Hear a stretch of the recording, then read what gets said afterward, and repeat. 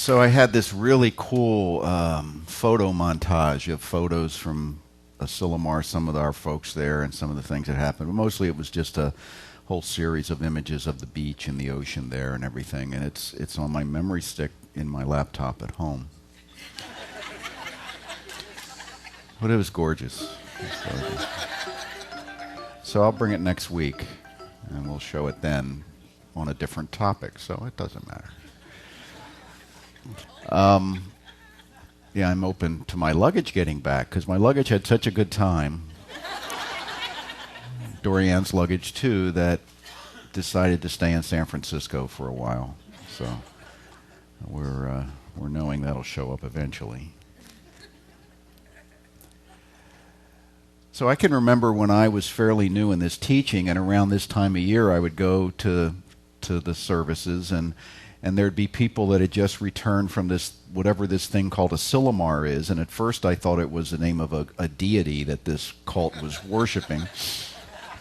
And I wasn't really sure what, and I figured, well, it's something about a conference, but they never quite explained it, so let me just share that Asilomar is a California state property. It's a combination conference center and nature preserve, which you couldn't do today, right? You can have one or the other. You couldn't probably build both in the same place, and because it was built around the turn of the last century, that has evolved into this beautiful, unique space right on the tip of the Monterey Peninsula in Pacific Grove, right adjacent to the 17-mile drive, and right on the ocean. It's just gorgeous. And most of the buildings are historic. They were, many of them designed by architects like Julia Morgan and so forth, because it began as a YWCA camp. So the architects of most of the early buildings were women.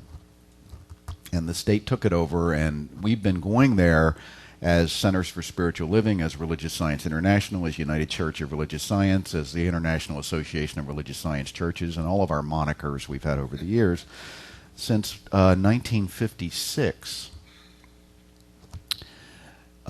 when Dr. Holmes decided to move the conference from the High Sierras to Asilomar. And the first Asilomar conference with our group, the worldwide conference, had 38 people. And then we got to the point where there were two organizations, and each organization had 2 one-week conferences each year. And now that we're joined together, we had one. We're at one, and we've decided not to go back. A number of reasons. I don't want to get into. That's not what this is about. But so this was the last Asilomar. Now it's my second last Asilomar, because when we were international centers, we had a last Asilomar in 2008, and then we left for a couple years and went to San Diego and went to Chicago and then went back. So I'm assuming this last Asilomar will be like that. We'll be back at some point. So it's our annual conference, and people do come literally from all over the world. We had 500 and some people there this year. And we call it Camp Consciousness. It's this wonderful week. How many have been, by the way, ever? Okay, so yeah, a few. And we had 10 of us there this year. I think 12 altogether with Dorian and I. And it's a week of there's talks, and there's workshops, and there's yoga, and there's Tai Chi, and there's Wednesday's kind of a free day, so there's an organized, pretty difficult hike in Big Sur, and Dorian and I elected to go to a spa that afternoon and in Carmel, but it was kind of rustic. It was outdoors. And we were in plunge pools, icy cold up to hot, and a Finnish sauna, and it was gorgeous. You went out feeling like a dish rag, it was just wonderful. And I have to be honest, I've been there going there since '95, and I was looking at the program going in, and I wasn't real impressed. A lot of the folks I really knew, I really loved to hear speak, weren't speaking. A lot of people I never heard of. They were giving speaking slots to lay people and a musician.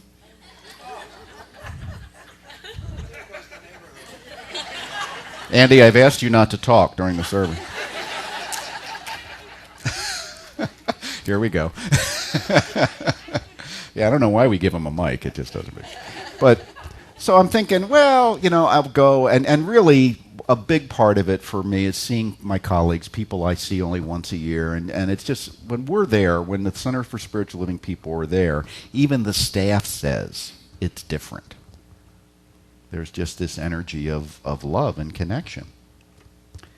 So went and had all that. But then as the week began to unfold, it was interesting. They had these, what they called insight speakers, and they were non-ministers. So they were either practitioners or lay members. And I'm thinking, well, how's this going to work? And the deal was that none of them were accomplished speakers. That was part of why they selected them.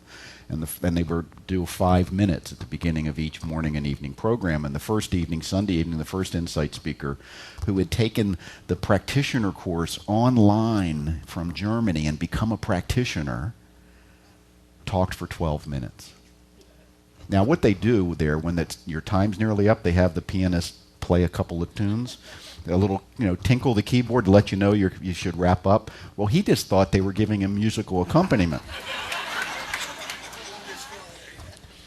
And it was very interesting. So, I'm thinking, well, this experiment didn't work, right? You get into that righteous judgment thing, I could have told him that, And then the rest of the week, I didn't see all the others, but I saw most of them. And every other one just blew you away in terms of telling personal stories of healing and transformation that were beyond remarkable. So that worked. I heard the best, for me, now this is my own opinion, I heard the best, most inspirational, most accomplished talk I ever heard at Asilomar this year, since 1995, and it was the musician.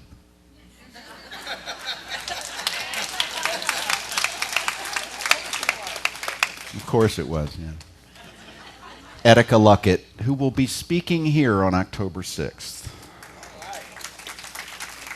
And she and Lisa Ferraro are a couple. Lisa was the music director for the program. The music is always transcendent there. They had about 25 musicians this year that were, and Lisa and Etika will be here August 25th to do the music, and they'll be back October 6th to do the music, and Etika will speak.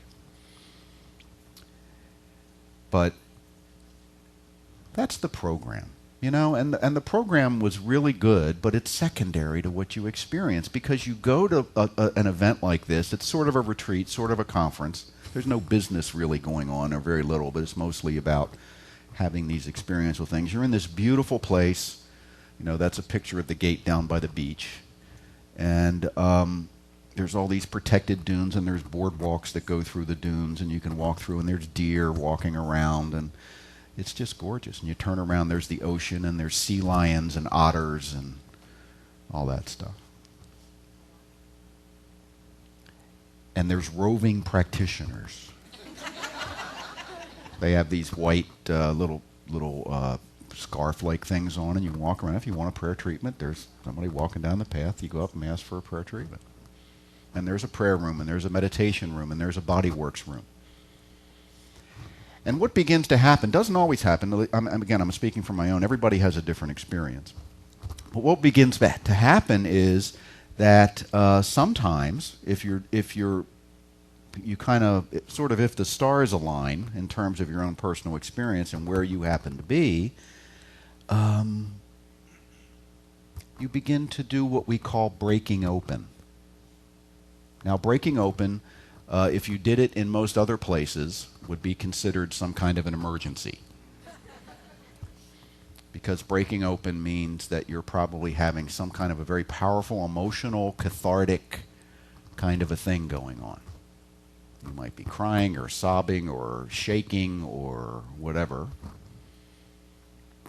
And you see that going on from time to time and place to place.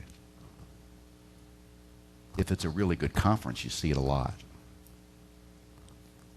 So I had one of those weeks. I broke open 4 or 5 times, once in laughter, but the rest of the times in a different experience. And that's really rare for me. Last time that had happened for me, even once during the week, was about 10 years ago. And it was interesting because we have Dorian and I do coaching for ministers, and one of our clients was there, so I'd set up a ministerial coaching session with her to follow one of the sessions. And this particular session, the first speaker, the first ministerial speaker after the insight speaker, who was amazing, was Reverend Karen Pascal, who is the minister in Aurora, Colorado, at the Center for Spiritual Living there. And you may remember 7/20 last year when the shooter went into the theater. And one of her members was one of the people killed, a young woman with 2 small children who was a longtime member of her center.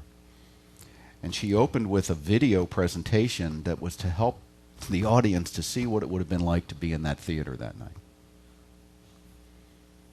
And there were images of, the Dark Knight Rising thing and the crowds going in and pictures of the theater, and then it went dark and you heard the shotgun rack and the shots and so forth. And everything, and screams and all that, there was no image.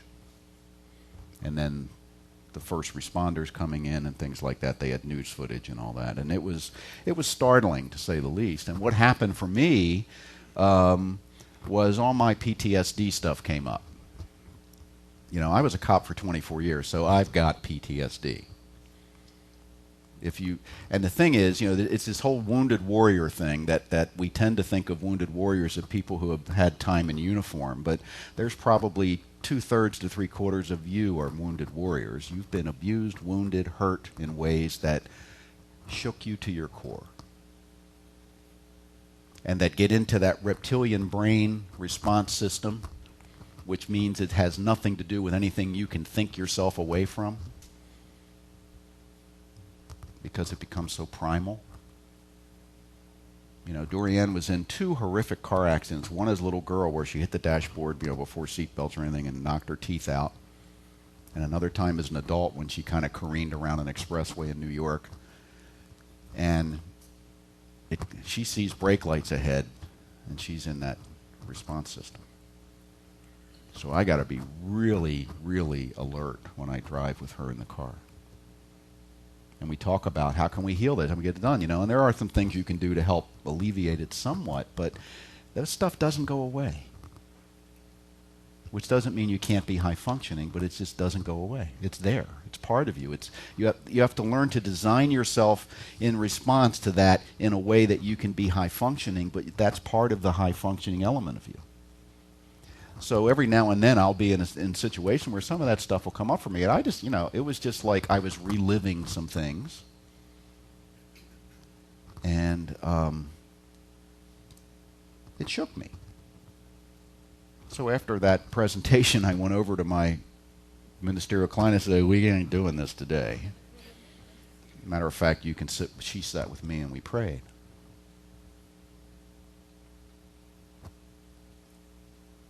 And to be in that, see, what Asilomar does, what our conference at Asilomar does, is create a container where you can do your stuff, where you can process your stuff, whether you're soaring or whether you feel like you're collapsing. It's a safe space. And the whole theme, I talked to the Reverend David Leonard and Reverend Karen Weingard were the coordinators of the conference, and they're 2 of the most heartfelt people I've ever met. And I talked with Reverend David near the end of the week, and he said, "It's opening just like we planned." He says, "You have to be subversive when you're working with the heart. You can't be obvious." So we made the program look kind of nondescript. But we knew the people we were putting in different places would help create that kind of a catharsis. So then on Friday morning, which is Friday's the last full day, they have choirs during the week, and there's a Dr. Susan's group, the Cosmic Kids, have a choir, and they come in and sing, and then the teens come in and sing a song. They sang a song they'd written during the week, and then they had the Asilomar choir come in, which is anybody that wants to be in the choir, and they practice about an hour a day throughout the week. And there were about, how many in the choir? 100? Yeah. Yeah, you were in it. And they come up on stage, and Etika Lockard they did a song Etika Lockard had written, which is based on a chant that was written by Ernest Holmes, and you've heard it, there is one life, that life is God's life, that life is perfect, that life is my life now. And that's set to music. And then, I've heard this before, I heard them do it before, but not with the whole choir. And then they weave in the harmonies. Now, Erika, who will be here in a few weeks, is a genius. There was 180 aspects of social geometry in the way that music is constructed and the way she wrote the music around that chant. And it's designed to send sound waves out in a certain pattern into the audience. Now, I knew about this song, so when they said they were going to do that, I didn't know till that moment. I was sitting about in the third row. I was sitting next to Lena, and Addie Gomez was on the other side. And I said, this is going to be great. So I sit down, I sat like this, and I put my palms up, and I closed my eyes. I said, okay, bring it on. And they start the song. And I'm not going to try to do it because it's set to music. It's, you couldn't recreate it. Somebody recorded this on Facebook somewhere, but it's still not being in that room, which is a room that's just about perfect acoustically. And these things these waves, I could feel waves washing over me. And I'm thinking, the brain is still going. The conscious brain is saying, well, what's this about? What's happening? Okay, let's try to control this. Let's make sure don't let this get out of hand, Maybe you better open your eyes. Maybe you better, you try to talk yourself out when you start to feel yourself going into a direction that you can't control. So I'm going to stay with it. And I felt my legs start to shake. And I'm saying, my legs are shaking. Why are my legs shaking? I'm not shaking them, And then my arms were shaking. And then tears, were like, it felt like projectile tears coming out of my eyes. And they were running down my cheek. And I don't know if you were aware what was going on with me or not. You were probably doing your own thing. I'm just sitting there, right? And it goes on for 4 or 5 minutes. And about 2/3 of the way through, I don't know, or maybe 1 second into it, I'm not really sure, this column of white light, I was aware of this column of white light coming up through my core. And my chatter brain is going, holy crap, abort, abort.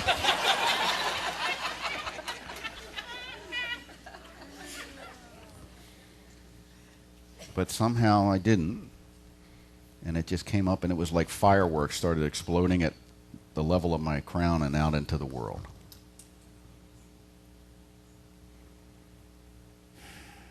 And then it was over. The song continued for a little bit longer, but I was like...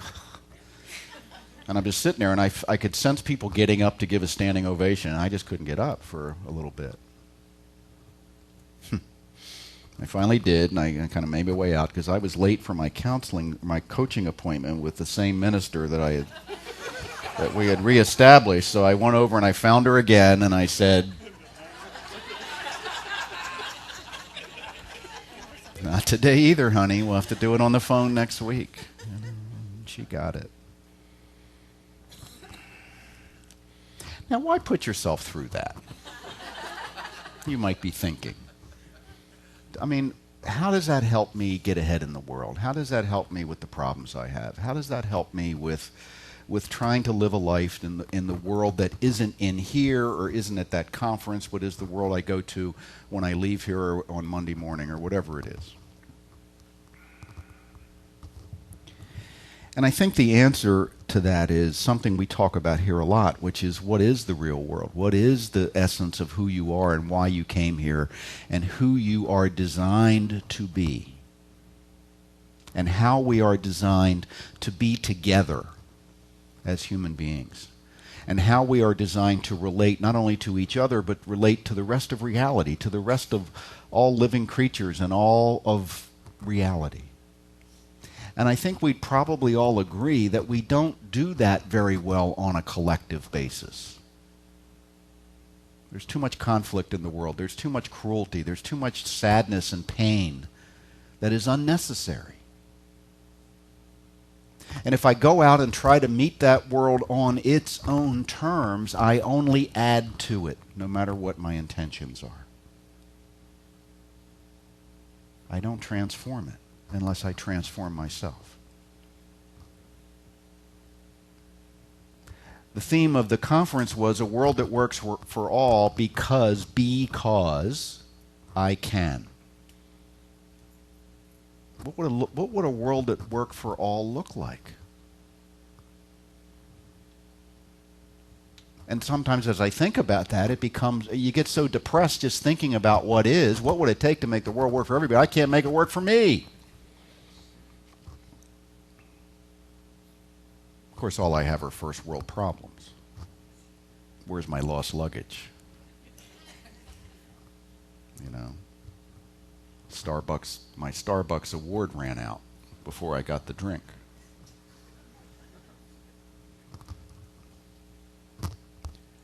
If I were living in a third world country, wondering on $1 a day, as 1/3 of the people on the planet do, I might have a different area of concern. And this isn't about feel bad because there's people worse off than you. It's simply to recognize that if we're going to do anything about it, we have to change the way we are. Not what we do so much as what we are. And what we are really is love. The opening of the heart, to be able to walk up to someone. At Asilomar, you can walk up to anybody and give them a hug. It's okay. It's nice to ask first because they might not be part of our conference.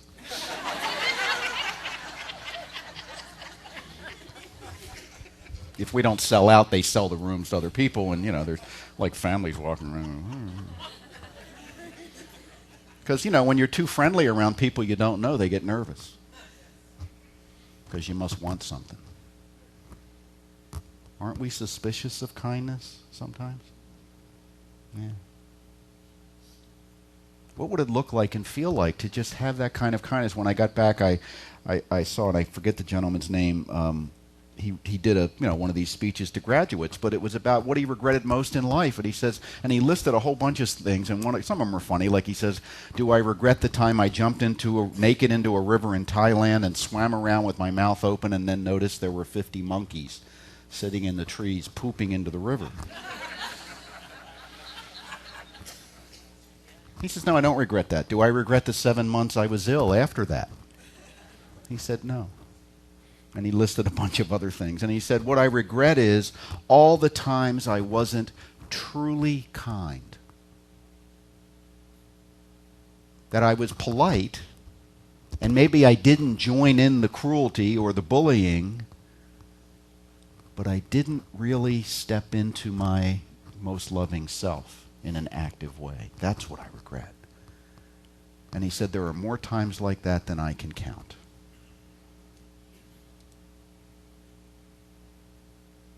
What is it that keeps us from doing that?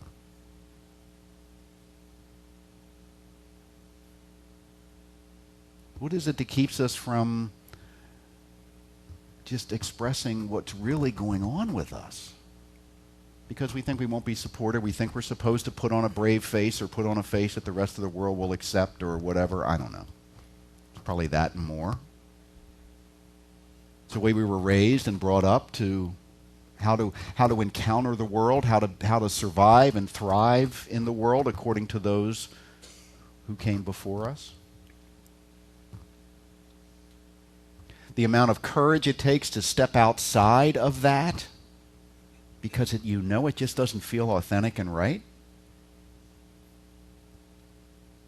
is huge.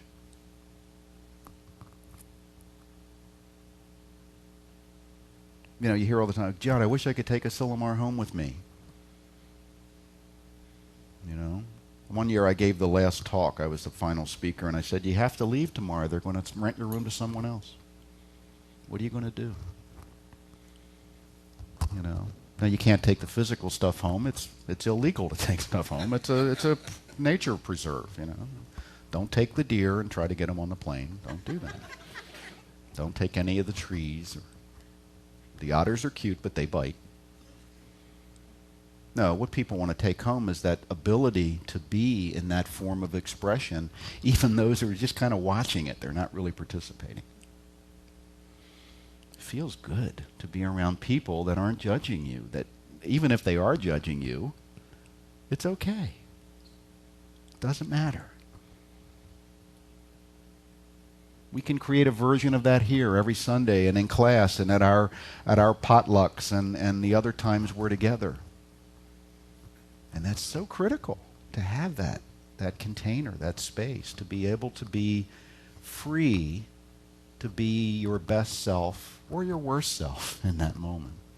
And know that you're around people that can see through to your true self. When someone else is living in their true self, you can't hide your true self from them. And your true self is magnificent beyond measure. Do you ever have someone that when you were really just screwing up just looked at you and beamed because they knew who you are? And I hope you've had that experience more than once. I remember when my daughter Caitlin, when she was killed in the car accident, we were at her memorial service, and there were hundreds of people, and it was just, exhausting. And this one young man who was a practitioner at the Fort Lauderdale Center came up, and he was beaming. And he's kind of a big guy. He grabbed me and picked me up in a hug. And he said, "Do you know how magnificent you are and how much magnificence is in this moment?" And for that minute I did. Yeah, thanks for reminding me. Thanks for reminding me of what is really so, even though we're told to see it in a different way. We're told to see people as apart from us, as different from us, as less than us. Or we're afraid they're better than us. We don't like people that are better or worse than us, do we?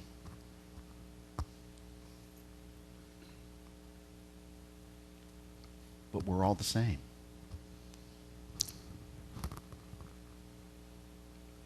Whatever gender you are, whatever race you are, whatever identity you want to put on yourself, including your own individual name, you and I are one. And that's the ultimate truth. And if we don't live according to the ultimate truth, we can't get to the right place. You can't begin with a false idea and get to happiness. And by the way, it's not about happiness. It's about living a life of meaning. Happiness is ephemeral. Meaning brings happiness, brings joy, brings a sense of connection. When you're living a life that means something, there's no greater way to appreciate and enjoy yourself. And how can you live in a life of meaning that doesn't include love? That keeps us separate. How can I be here and you over there, or you're in a different social class or different group or different ethnicity? Why aren't we reaching out for each other? These Chinese kids that are coming in tomorrow, man, if I weren't leaving for New York next week, I'd be in line to take one home. What an opportunity. Just fell in your laps. And immediately the mind goes, well, here's what I've got all this stuff. I got this to do and I do. I'm thinking about canceling my trip, except I want to see my daughters and I can't do that.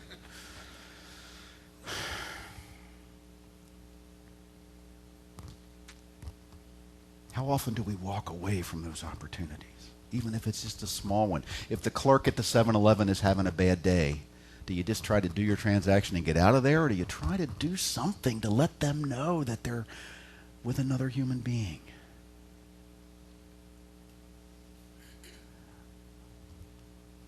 The girl at the lost luggage counter at Burbank Airport yesterday was... I don't think coming in to deal with 8 passengers whose luggage didn't show up is high on her list of desirable things to do in her workday. And she sat there with the keyboard, she sat there like this, punching with one finger. And somebody asked her a question. I'm waiting on him. When I'm finished with him, I'll get to you. I said, isn't United the friendly airline, or is that another one? And she looks at me, just curious. Because I like to lose luggage with the friendly airline. And then she bragged a little smile. And she softened. She saw this wasn't against her. See? And a couple of the other people in line who, we got places to be. Am I not going to have my toothbrush tonight? No, your toothbrush is having a good time in San Francisco. You're probably not going to have it tonight. It's seeing the town. Is that really what we're upset about? I'm not going to have my toothbrush tonight? Is that worth giving another human being who had nothing to do with it a hard time? Or being in that unhappy state for even a second?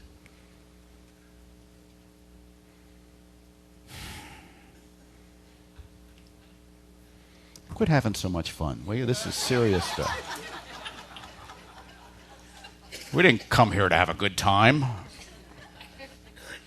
Yes, we did. We should go everywhere to have a good time, to have a meaningful, loving, connected time. So I'm sitting here thinking as I'm driving in today, after I stopped thinking about the memory stick I left in my computer, why am I not like this all the time? You may be wondering the same thing. Because I've got some growing to do. And maybe I'm afraid that you all won't support me in being that way. I don't know. Something like that. What are you afraid of that keeps you from being your best self or your most honest, authentic, truthful self, loving self? And by the way, if your authentic self is always loving, if it doesn't feel loving, it's not authentic. Dig deeper. Because sometimes you can be an authentic jerk because you operate from the surface anger, or you operate from the wounded self that hasn't been put into a loving context. And it feels authentic, but it isn't. Byron Katie says if a thought doesn't feel good, it's a false thought. So we have to do the inner work to make sure that when we are being our authentic self, it really is. You showed up here as a precious cosmic self that for some reason decided to incarnate into a skin-encapsulated ego, to experience being with other precious cosmic selves and other skin-encapsulated egos, to see if we could learn to express who we really are. Everything else is secondary. All the accumulating, all the holding of grudges, all the wanting to be on TV or be famous or have status or whatever is secondary and is indicative that we've lost our focus.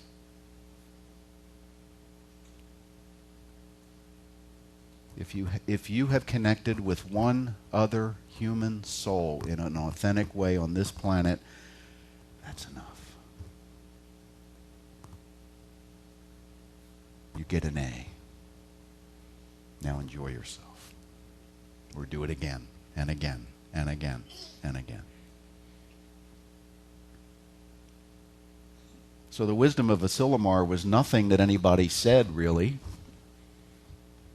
It was nothing that anybody did. It wasn't the scheduling, it wasn't the room, it wasn't the food, which was a little iffy this year. It was the opportunity for self-discovery that was in that general container somehow, that wasn't specifically designed, but that was there to emerge if you were there to meet it. And I would say the same thing about being a member of this community.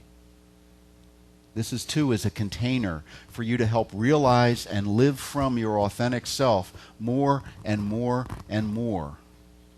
And to be in a group of people that support you in that even if they don't fully understand you.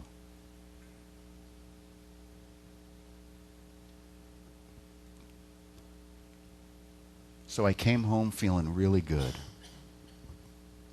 And my determination is to my recognition is it isn't because I was there. It was because I took advantage of where I was. And we can always do that in every moment. So encourage one another to come from your heart. The brain is a secondary organ. And we need it. It's great. but without the heart, the brain just spins. Thank you, and namaste.